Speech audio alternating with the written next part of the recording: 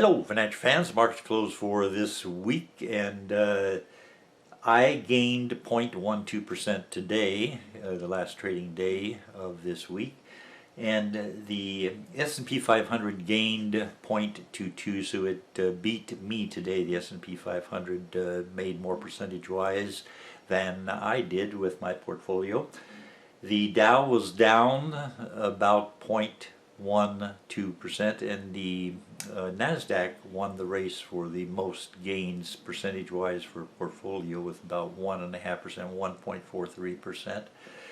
And all is looking very unpredictable for the future. We shall see as news events unfold and how they affect the stock market. I am not selling anything, and right now I'm not buying anything. This would be a time to buy. I wouldn't discourage buying, but I am not a financial advisor, and any money you put into the stock market you can lose. And I'm looking a long way off the distance. I can hold on to my stocks until 2024 and see what happens, and then make probably better moves than I can make right now. I'm going to look at some stocks to consider for those of you who are in the mood to buy a stock. And again, as I say, I'm not a financial advisor. I'll just tell you that these stocks, especially one of them, has some very interesting numbers. There's one here that looks a bit unusual, and we'll take a look at it first. DELL is the stock, and its symbol is DELL. The closing price on Friday is $47.55. It went up a little bit after that to $47.59 is the price per share. Column on the left, 2/3 of the way down, 52-week range. We see that DELL was as low as $38.33 for its low, and as high as $61.54. And we look at the average volume. 4.5 million shares trade every day. And this stock is considered to be near fair value. Now, take a quick look at the beta, the second item in the middle column, beta 0.94. That means this is not a wild stock that goes bouncing around every time the market goes up one. It doesn't go up two. In fact, it goes up less than one. If the market goes down one, this goes down less than one. PE ratio right now under 10, 6.55. I like that. There's still some surprising numbers to come up, so let's keep looking down the page here. The middle column, EPS, earnings per share, $7.26 in earned per share. That's a lot for a stock that's under $50. And the forward dividend yield, it's okay, 2.76. You get paid something to hang on to it in today's world of inflation. That is not an attractive, wonderful thing to jump up and down about, but still you get 2.76% dividend. But now let's look at the one-year target. I think maybe Yahoo made a mistake here. $403.14 per share. I don't think so. But I do think DELL is the name. All these stocks we're going to look at today, they have a name that has been around for a while. People are familiar with it. DELL makes high-tech stuff, and they've been in business for a long time. They know what they're doing. I would say that I would be more likely to look at the 52-week range on the left-hand column, 2/3 of the way down. 52-week range, the high was $61.54.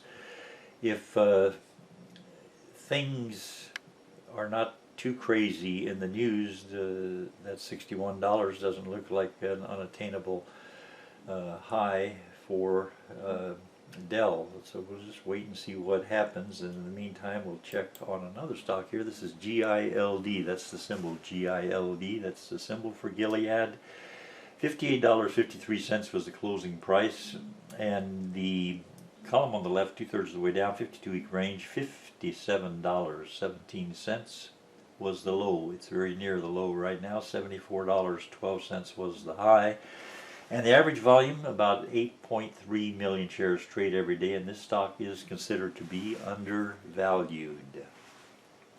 In the middle column, PE ratio 16.35. I would prefer a lower number, but that's not too bad. We see the forward dividend in yield 5%. That's a nice yield. That will help fight some of the inflation. Won't do it all, but it's a good number to have for a dividend yield. And when we look at the earnings per share, $3.58 covers the forward dividend and yield. The 1-year target, $69.29. That would be a tremendous move upward if that happens in the next year. Now we look at JP Morgan. JP Morgan Chase & Company, JPM is the symbol, $112.92, $112.92 per share is the closing price. And after hours went up to $113.03 per share. And the 52-week range, you see it was as low as $111.87, so that's about where it is right now. It's at its 52-week low. And the high for the 52-week period was $172.96. The average volume, 14 million shares trade every day. This stock is considered near fair value. The PE ratio is under 10, 8.38. Forward dividend and yield, about 3.5% is what this one pays while you're holding on to the stock. And the 1-year target, financials should have, I won't say an easy year. They'll have more of a chance at making a profit this year than they would in other years. And the 1-year target of $156.30 certainly seems like something it could achieve. And we look now at T, AT&T. The symbol is T. $19.36 was the closing price, and after hours it went up to $19.38. And the 52-week range, $16.63 was the low and $22.17 was the high. So it's got some headroom to move back up to where it once was. The average volume, 52 million shares trade every day, and it's considered to be near fair value.